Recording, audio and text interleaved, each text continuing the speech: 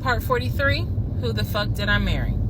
So after the conversation with the aunt, again, she's telling me that Legion has been keeping up this lie that we had a son. I have let her know, no ma'am, there was no baby. We did not have a baby. And I said, I thought that he told you.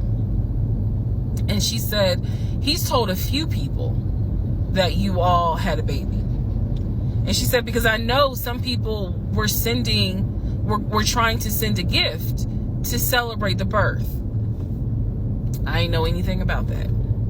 Didn't know anything about that. So she said, he's trying to come stay with me. She said, but I don't think I want him to, again, she's an older lady. She's like, I don't think I want him to come here because I don't really want to get involved with his divorce again. And I said, what do you mean again? I said, are you talking about the previous wife? And I said the previous ex-wife's name. She said, I don't know who that is. I'm talking about LaTanya, that one, the first one. And I said, well, what happened? Do y'all remember I said in my previous video that I read their divorce records. He had filed for divorce and they had a temporary protection order against each other. I said that. So now the aunt is on the phone saying that she had to go to court and testify on Legion's behalf in regards to the temporary protective order. And I was like, well, what happened? She said they got into a fight with each other. And she slapped him. And I said, well, do you know why they got into a fight? And she said, yeah, apparently he had lied to the wife and it was something major and they got into a physical fight.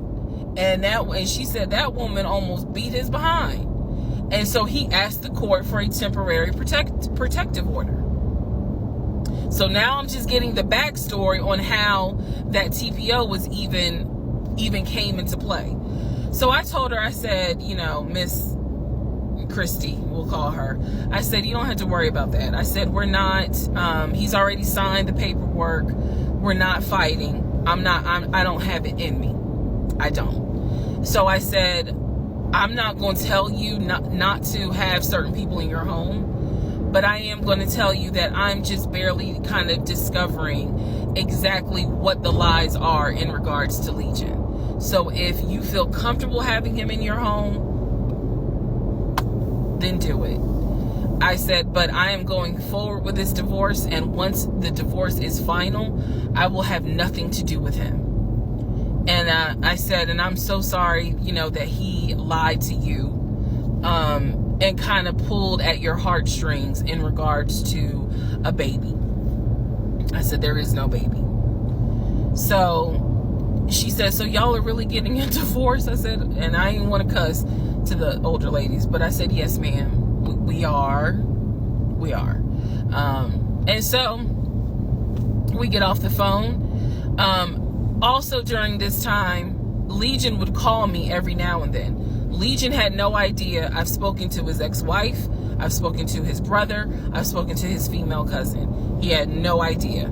I have now, if we want to go through real quick and talk about what we can confirm. We can confirm that there is no sister. We already knew there was no baby. There was no VP job. Again, he was a temp, and apparently he was making decent money. So what I believe, and this is just what I think off of putting pieces together, I think that he made enough money to pay the household bills, because it wasn't as if the household bills were so expensive. He made enough money to live on his own. But instead of him living on his own, he's living with me. So we can also confirm that when he told me that he was paying his car off and he called the dealership and paid his car off, we can confirm that that's a lie. That story will come up later on. So pretty much at this point, the only thing I know to be true, his name, his date of birth, the secondary social security number that was on my background check, and that he has 2 brothers and the parents are deceased. At this point in time of July 2021, that's all that I was able to confirm that to be true. So later on, Legion calls me. He calls me because he wants some money. He just needs a little bit of money to hold him over till payday. And so we're on the phone. The call, again, I was recording all my calls at the time. We're on the phone, and I finally kind of confronted him, number one, about having a twin. That's when he tells me, you know, I don't know why I lied, but I don't really talk about him. Number two, I asked him why did he get fired from the condiment company. His story is that he got fired because he had helped a truck driver and he was not supposed to. I know it's a lie. Y'all don't even have to tell me. I know it's a lie.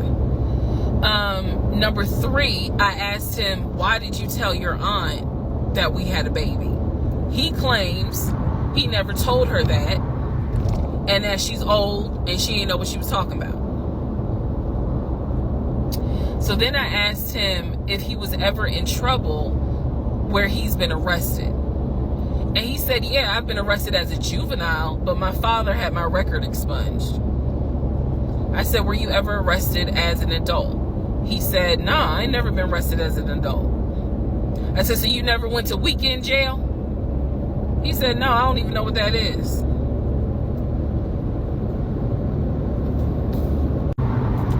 So he doesn't know what weekend jail is. That's his story. And so he was still standing by the lies he told me. So finally, I just asked him, and this is where let me just say it. I asked him, why the hell did you even marry me? Like, why? Why did you even marry me? Because you easily could have just stayed dating or been the boyfriend or just moved on with your life. Like, you didn't have to marry me. You didn't have to pull me into a marriage and make me think that this is what you wanted. This is what he said to me on that phone call. He said, I had to marry you. And I was like, no, you didn't. He said, yes, I did. He said, I knew full well from day one that there was no way you were going to stay my girlfriend for longer than a year. He said, I knew it. He said, I knew in order to keep you, I was going to have to marry you. Y'all, my jaw hit the ground. I could not believe he said that. And he said it so matter of fact. And I was like, that is the most fucked up thing you could ever say.